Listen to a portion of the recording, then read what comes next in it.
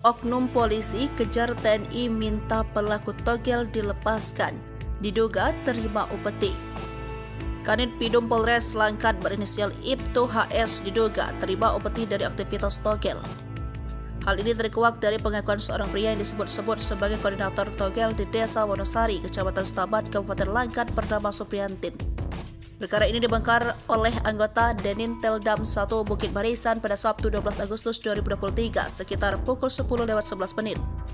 Dilansir dari tribunmedan.com, selain Supriantin, anggota Denin Teldam 1 Bukit Barisan juga menangkap 2 juru tulis.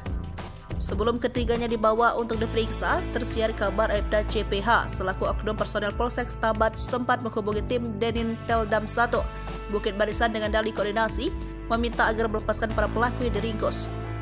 Parahnya, yang diduga personel Polsek Stabat tersebut mengejar tim Denin Teldam 1 Bukit Barisan hingga ke pintu tol Stabat meminta agar para pelaku tidak dibawa.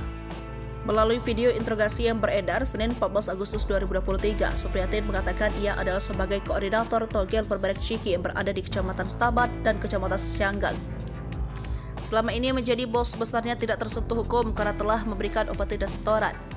Setoran yang dimaksud ialah uang koordinasi yang diberikan ke Polres Langkat sebesar Rp25 juta per 2 minggu diterima oleh Kanit Pidum Polres Langkat Ibtu HS. Lalu Polsek Stabat sebesar 7 juta per 2 minggu yang diterima Bribka HG. Polsek Syanggang juga menerima Rp3 juta per bulan yang diterima oleh Bribka HG.